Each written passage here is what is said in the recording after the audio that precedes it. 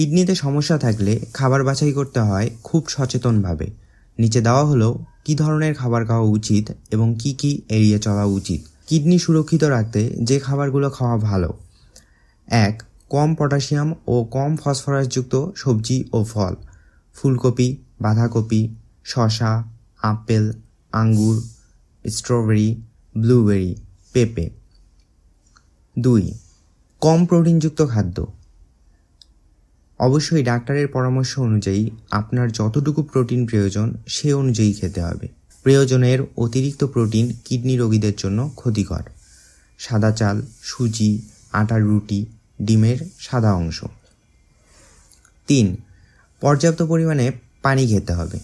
অবশ্যই ডাক্তারের পরামর্শ অনুযায়ী যতটুকু পানি প্রয়োজন সে অনুযায়ী খেতে হবে।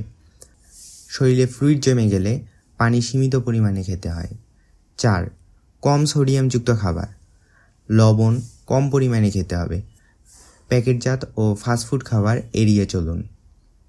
5. হালকা রান্না করা বা ঝাল মশলাযুক্ত খাবারগুলো কম পরিমাণে খেতে হবে। যে খাবারগুলো এড়িয়ে চলা উচিত: 1.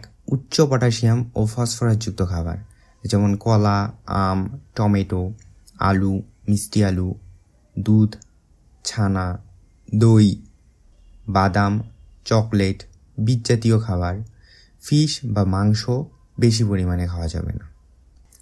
প্যাকেটজাত খাবার: chips, instant noodles, cold drinks, soft drinks, প্রক্রিয়াজাত মাংস।